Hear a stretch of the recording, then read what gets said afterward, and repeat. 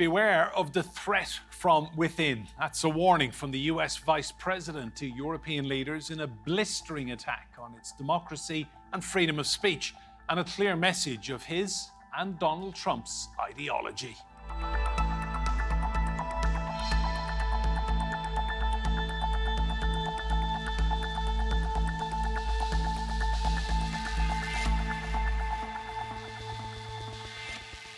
The US Vice President JD Vance shocked European leaders with a scathing speech at the Munich Security Conference. He said the continent needs to think about what it is defending and not just how, and claimed China and Russia were not the biggest threat to Europe. So, will this be the start of a new chapter, or are we witnessing the beginning of the end of the transatlantic alliance? The new Vice President with a message to Europe from what he calls the new sheriff in town. This message on defence was expected. This is a security conference, and I'm sure you all came here prepared to talk about how exactly you intend to increase defense spending over the next few years in line with some new target. But it was the rest of JD Vance's speech that shocked the continent's leaders. The threat that I worry the most about vis-a-vis Europe is not Russia, it's not China, it's not any other external actor. And what I worry about is the threat from within, the retreat of Europe from some of its most fundamental values. The Vice President spent most of the speech lambasting European leaders over migration policy and what he called the suppression of free speech. Germany's defence minister said it was unacceptable. I strongly oppose the impression that Vice President Vance has created that minorities are being suppressed or silenced in our democracy. We know not only against whom we are defending our country, but also for what. But Donald Trump, unsurprisingly, thought differently. Europe has to be careful, and he talked about immigration. And Europe has a big immigration problem. Just take a look at what's happened with crime. Take a look at what's happening in various parts of Europe. I thought his speech was very well received, actually. I've heard very good remarks. The challenge to Europe is clear. If it wants to reject Team Trump's now domestic policy demands, it will not only have to present a united front, but become strong enough militarily not to be overly reliant on US power. Well, let's meet our guests. In Tennessee in the United States, we have Steve Gill. He is a former advisor to Bill Clinton and George H.W. Bush. In Washington, D.C., we have Elisabeth Braw. She's a senior fellow at the Atlantic Council. In Dublin, we have Catherine Noone. She's a lawyer and a former Fine Gael politician.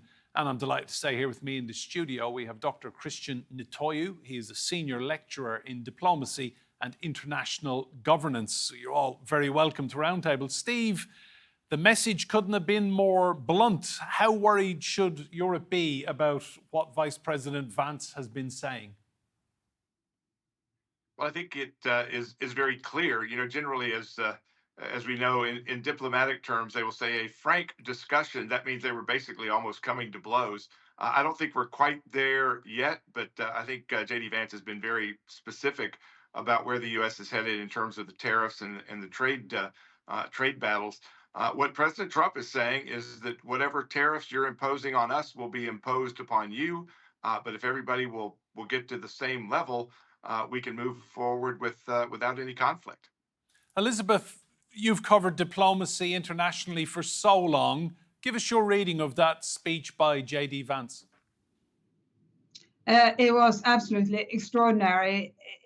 The US and its European allies, whether it's the EU or the UK or Europe as a continent, have disagreed on various issues in the past, including the Iraq war, but never have we seen really since World War II a disagreement so fundamental, where one side essentially tells the other side the way you operate, the way you function is offensive to us, and to be delivering that argument in a public setting with not just European leaders watching, but the whole world watching. One wonders who the intended audience was, whether it was those European leaders, Europe itself, the European public, or whether this was just a convenient stage for a speech directed at the US domestic audience, but then that raises the question, why would you go to Munich to speak to fellow Americans? So it seems to be the former. Catherine, to use his own words, Vice President Vance said, there's a new sheriff in town. I mean, we certainly have got the message, haven't we? Yeah, and just to follow on from Elisabeth's comments, I think there was a certain level of disregard for European values, and not a certain level, a very deep level of disregard and disrespect, I think, on a very fundamental and, would you go into somebody's house and insult them? It's kind of a basic, human way of behaving, and that I don't think most Europeans can identify with. I think it's very fundamentally rude. Cristian, they're calling it the speech that stunned Europe. I mean, he chose his words very carefully, and they certainly landed. Yes, I think it's a landmark speech, as the other panelists argued there. This is the biggest shift in U.S. foreign policy since the end of the Second World War. It highlights the fact that the United States sees the main threat to democracy coming from within European states rather from externally from Russia or from China. So from the perspective of European countries, this is a monumental shift for them. And I think most policymakers in Europe have been caught by surprise. And a lot of them have been reeling. They don't really know how to react at this point. I think there's a rise of anti-Americanism around Europe, especially because I think most of them felt very much offended with Vance coming into Europe's house and talking about that. And the Munich Security Council, throughout the years, has been a place of very romantic declarations of love and closeness, let's say. I'm not exaggerating here, between European and American leaders. So again, I think everyone in the room was extremely shocked. And you saw the director of the Munich Security Council actually crying on the last day of the conference. Steve, we were very used for the last 4 years to having Kamala Harris as vice president. Everyone in Europe liked her. She didn't upset anyone. She didn't kick things up in the air. And JD Vance has walked in a matter of minutes and changed everything. Presumably, he speaks with the authority of President Trump. I think that what you're hearing from JD Vance and from Pete Hegseth, Secretary of Defense, and from others is exactly what Trump is also saying, whether he's posting on Truth Social or saying it specifically as well. Yeah, I'm sure a lot of folks who do not want the U.S. to be strong and a leader liked Kamala Harris and Joe Biden because their ineptitude and incompetence, both domestically and internationally, was making the world a much more dangerous and less prosperous place. And again, while J.D. Vance spoke very clearly to Western Europe, keep in mind that Western Europeans are also speaking very clearly in their own countries with dissatisfaction with their leadership. You have the AfD in Germany and throw out the parties in power.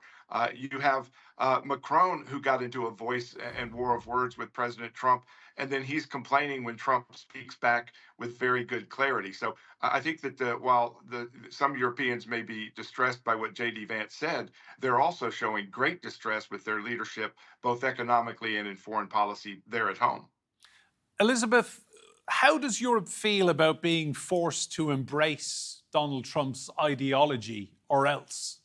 Well, when it comes to European leaders' response to Trump's and other American, other representatives' rhetoric at the moment, European leaders are beginning to push back, even though they know it will probably come at a price to themselves. Trump will hit back against them with words or otherwise, but they clearly feel that they have to stand up for the rules-based international order. They have to stand up in the very first place for Ukraine, because Ukraine is a country that's been invaded and that needs the support of its friends and allies. So, Catherine, what should Europe do? Should it dance to Trump's tune or start moving by its own accord? It is very difficult for European leaders. In Ireland, we have always had a very close relationship with America. There's a huge population in America that identifies as being Irish. And we're very nervous about the immediate future in Europe and in Ireland particularly. And it's difficult for leaders to know what to do. We have a unique event coming up in that on St. Patrick's Day every year, the leader of this country gets to go into the White House and hand a bowl of shamrock to the leader of the US. And that is a unique opportunity that Ireland has. We send ministers all over the world and to various places in the United States. So we, more than ever, want to engage with the administration in the US. We want to maintain our strong relationship. But it is a very difficult balance to try and navigate with a leader like Trump, who, for want of a better word, is quite unpredictable. And, I think that is a big challenge for all leaders in the world, especially in Europe at the moment, where he seems to have, put a line in the sand when it comes to the geopolitical situation internationally. Cristian, is this all about getting Europe to pay its own way with regards to security? Is that the bottom line here?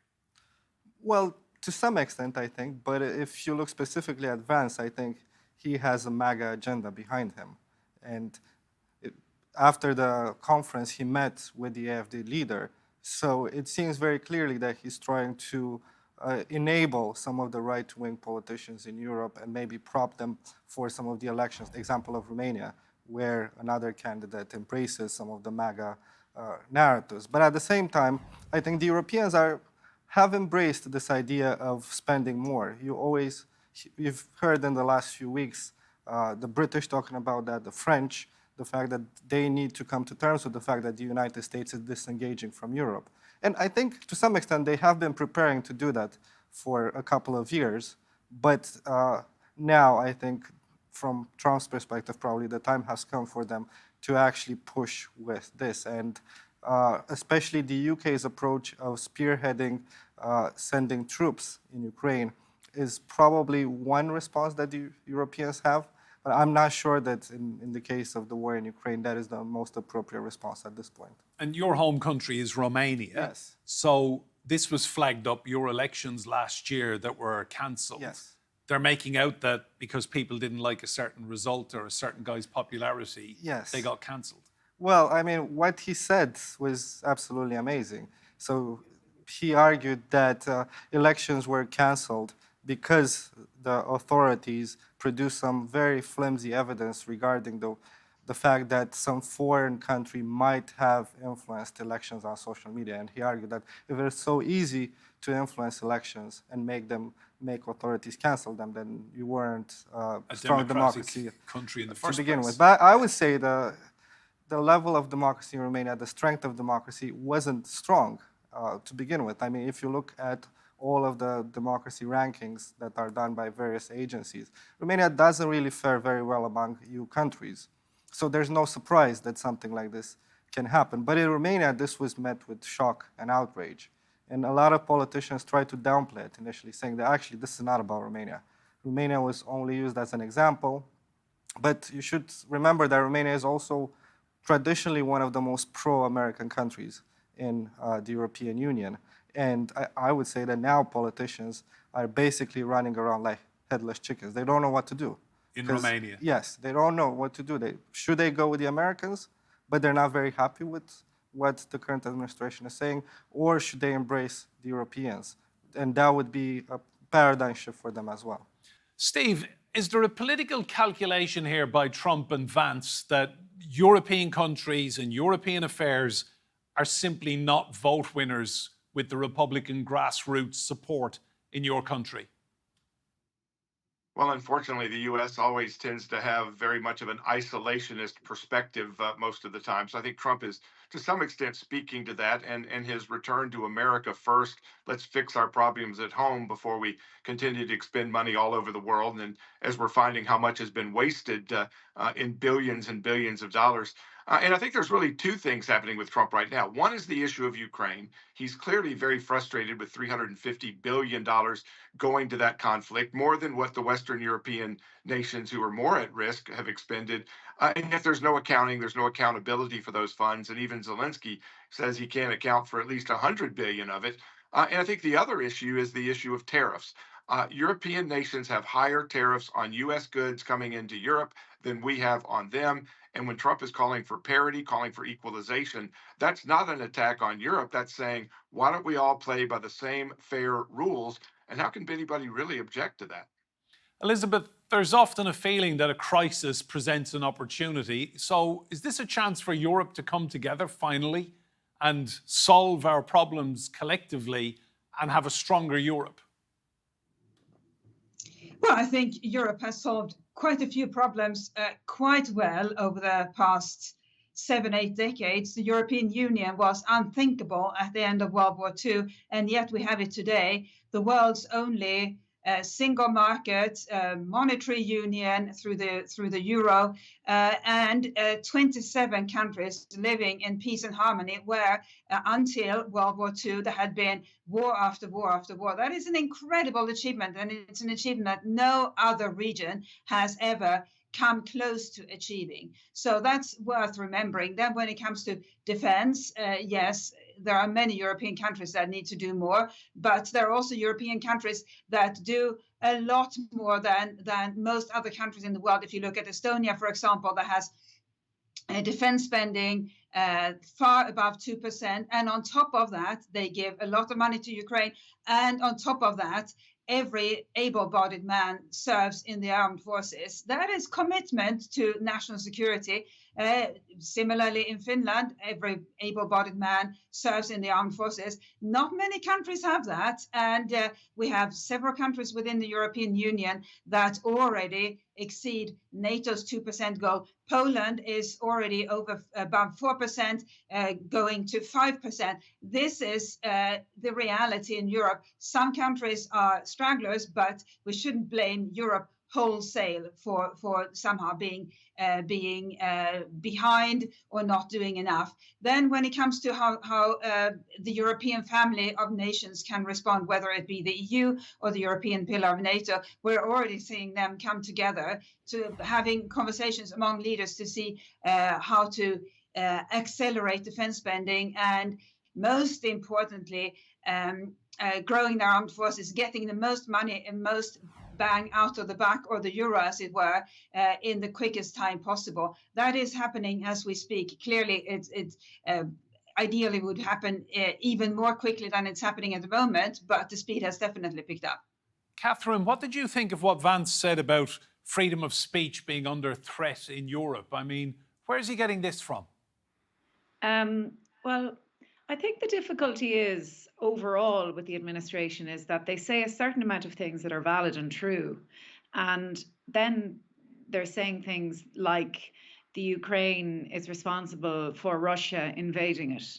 And, you know, it seems like there is a lot of, you know, disinformation in the arguments and misinformation. And, you know, that's a whole wider, you know, wider issue. But at the end of the day, you know, for European leaders, you know, the difficulty in dealing with that proposition, and in his speech saying to them that, you know, that the freedom of speech isn't the irony and the hypocrisy in that, it kind of blows my mind, you know, coming from a MAGA individual like that, you know, who I would disagree with a lot of his values, but I would respect his views. And, you know, there's a certain element of what he had to say about freedom of speech that I totally agree with, that you should be able to vote differently to somebody and to have a debate and to be able to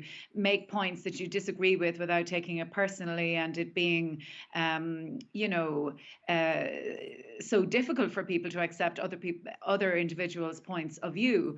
But it's just, I suppose, I go back to the point that really the irony of it and the hypocrisy of it is stark, so stark.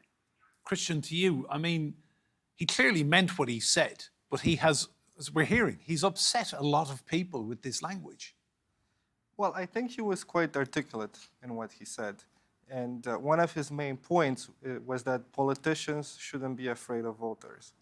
So they shouldn't silence what voters think, especially if voters, let's say, go down the path of voting for right-wing parties. So, I think he really believes in these, all of these ideas. You could probably see it in his face if you look at the speech. He put quite a lot of passion in it. I'm not sure if Donald Trump actually would support all of these ideas, but at the same time, I think this is one of his landmark agendas as an individual, as someone who wants to distinguish himself in American politics, pushing this point that we've reached a period in time when America and Europe might not share the same way of viewing democracy and democratic values. Steve, one sentence jumped out from Vance's speech amongst others. He said, "There is nothing more urgent than mass migration." I think if you were being unkind here, you could point towards your border with Mexico.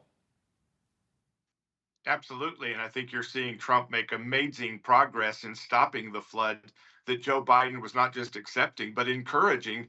And you're seeing that reverse. You're seeing some of the most violent criminal immigrants being deported or jailed. You're seeing a flood out that's starting to balance things. I think that when Vance and others are talking about looking at Europe, you're seeing the effect of massive immigration affecting the culture in these countries, affecting the crime rates. And I think that when they were talking about free speech, you don't have to look any further than Britain, where if you complain about your daughter being raped or your son being murdered by these immigrants that are illegally entering the country, you get jailed, but those perpetrating these crimes are not. That's the assault on speech that Steve, Vance there was and a lot Trump have been of, talking I about. have to stop you there. There was a lot of hate speech on various different social media platforms that contributed to the riots. So, you know, people need to be careful about what they're saying on social media. You know, there's freedom of speech. But when you arrest a mom complaining about her daughter being raped, that's not hate speech. Well, there was a mob that wanted to go and set fire to a mosque, and we saw what happened there. Elisabeth, I want to come to you. Just tell me, there was one piece of his speech as well where Vance said that Europe's biggest threat comes from within.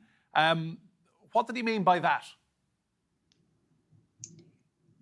He seems to mean that European countries are suppressing free speech, and he's clearly entitled to hold views on European democracies and how well they are doing. But it is quite rare and indeed almost unheard of for a senior representative of an allied nation to use an extremely high-profile event like the Munich Security Conference to essentially tell America's closest friends that they are doing everything wrong. They are running their democracies in what he perceives to be an incorrect fashion. There are ways and forums in which you can make, if you hold that view, there are forums in which you can make it known to your fellow leaders to use a keynote speech as this was, and it was labeled as a national security speech. Everybody thought it was going to be about how to end the war in Ukraine. Instead, it was about what was, from his point of view, ailing European democracy. I think the kindest interpretation in terms of diplomacy is that he misjudged what kind of speech this was expected to be and delivered a different speech. But that's giving him the benefit of the doubt. I think it's obvious to everybody that he is a very intelligent man, and based on that, we can assume that he knew what he was doing and wanted to cause upset. For what reason, we will find out, but it certainly caused a rift in the alliance at the very moment when we need the alliance to hold together. So, Catherine, finally, can we see these divisions heal, or are we in for 4 years of fracture? Well, I'm an optimist, and I do believe that there's a certain level of excitement at their election and the administration coming into place, and Trump, above all, wants to be seen to be doing 100 million times more than the previous administration, and he wants to just move along really fast, and he's making statements really that kind of are blowing the world's minds. So, and I don't know where it's all going to end, but I'd like to think that fundamentally Europeans and Americans identify very closely with one another. When you think of it, there's a huge proportion of Polish people, Romanian, Irish, English, living in America. The Irish helped build America. The Irish Americans are there. I mean, I don't think Trump cares too much about the Irish American vote, because a lot of Irish Americans actually voted for Trump. Democrat. Yeah. And the ones who make money over there often vote with their pocketbook and decide to vote for the Republicans. And even if it is Trump, they kind of hold their nose and vote. So it's a very interesting one for Ireland. I don't mean to make this conversation about Ireland, but Ireland is we have a very unique relationship with America, as I've highlighted previously, and with the visit that's coming up. And the conversation in Ireland at the moment is all around how is our Taoiseach, our Prime Minister, going to handle that, and will he actually even be invited, which would be unheard of. Cristian, thank you. And to Steve, Elisabeth and Catherine as well. Superb discussion on that one. And you can see more debate on our YouTube channel. Just search for Roundtable TRT World. But for now, from me, Enda Brady, and all of the team here, goodbye and thank you for watching.